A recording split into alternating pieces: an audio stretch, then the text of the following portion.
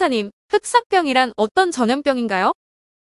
흑사병은 박테리아인 바킬루스 안트라키스에 의해 유발되는 인간과 동물에게 전염되는 질병입니다. 패스트균이라고도 불리우는 이 박테리아는 토양이나 질병을 가진 동물의 분비물, 특히 쥐의 분비물을 통해 전파될 수 있습니다. 피부가 까맣게 변해가면서 죽어 흑사병이라고 불려졌습니다. 쥐벼룩이 물고 그 안으로 패스트균이 침입하게 되는데요. 림프절에 염증 반응을 일으켜 발열, 오한, 근육통, 두통, 피로 등의 증상이 나타나며 이후 치료가 늦어지면 폐혈증 패스트로 되어 전신에 감염됩니다. 그렇게 되면 구역질, 구토, 설사, 그리고 상처 부위의 출혈이나 혈관 내 응고증에 의해 말단부가 괴사됩니다. 이후에 급성 호흡부전, 심부전, 의식 저하, 쇼크 등이 차례로 오면서 사망하게 되는 전염병입니다. 무서운 것은 패스트균의 경우 비말을 통해 전염이 되며 개나 고양이를 통해서도 전염이 되는 것입니다. 인류 역사상 가장 참혹했다고 알려진 전염병이 흑사병으로 알고 있습니다. 흑사병의 역사도 알려주세요. 기원전에 발생해서 14세기 유럽 인구의 3분의 1이 흑사병으로 사망했습니다. 쥐에게서 감염이 되었는데 우리가 어릴 적에 본 동화에서도 그 시대적 배경을 엿볼 수 있습니다. 바로 피리부는 사나이가 쥐를 몰아가서 강물에 빠져 죽게 만드는 장면이죠. 몽고의 징기즈칸이 유럽 정복할 때 전파되었는데요. 흑사병에 걸린 사체를 마을에 던져서 유럽 곳곳에 번지게 된 것이 계기가 되었다고 합니다. 쥐벼룩이 물면 1에서 3일 만에 죽게 되는 무시무시한 전염병이었습니다. 1347년 유럽에서 대유행하면서 예방은 오직 격리뿐이었습니다. 1619년 새부리 마스크에 완전 무장한 의사가 나타났는데 이는 새부리 안에 허브나 식초를 넣어 소독을 하기 위함이었고 막대기를 들고 다니는 이유는 사체 확인을 하기 위해서이며 패스트는 신의 형벌로 인식하는 환자들에게 매질을 하기 위함이었다고 합니다.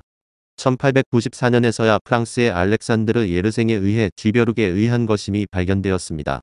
1932년 파스테르 연구소에서 치료제가 개발되었으며 21세기인 현재에도 아프리카, 인도, 중국 등에서 발견되고 있습니다. 무기로도 쓰였는데요. 1870년 프랑스와 독일 전쟁에서 생화 항무기로 쓰였습니다.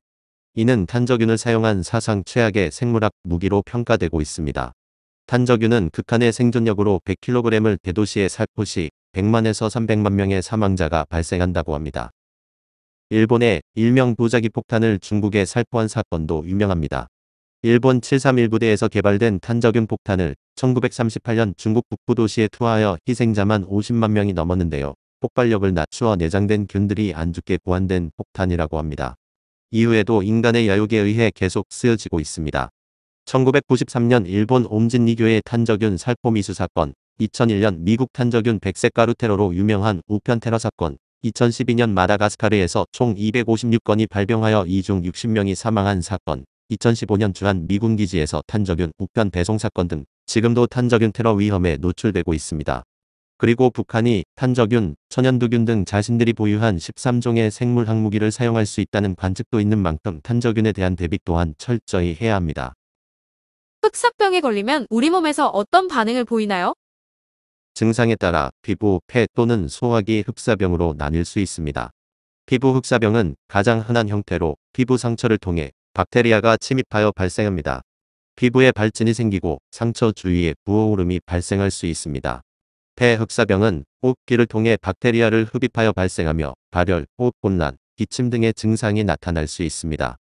소화기 흑사병은 오염된 식품을 섭취함으로써 발생하며 복부 통증, 설사, 구토 등의 소화기 증상이 나타날 수 있습니다. 흑사병을 예방하거나 치료할 수 있나요?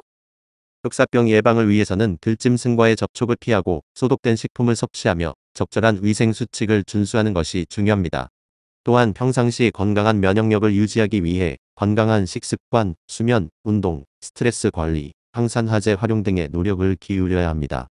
흑사병은 초기에 항생제 치료가 효과적일 수 있지만 치료가 늦어지면 치명적인 결과를 초래할 수 있습니다. 생명을 단축시키는 것이 아닌 생명 연장을 위해 앞으로 건강한 정보를 올리겠습니다. 구독과 좋아요는 영상 제작에 큰 힘이 됩니다. 감사합니다.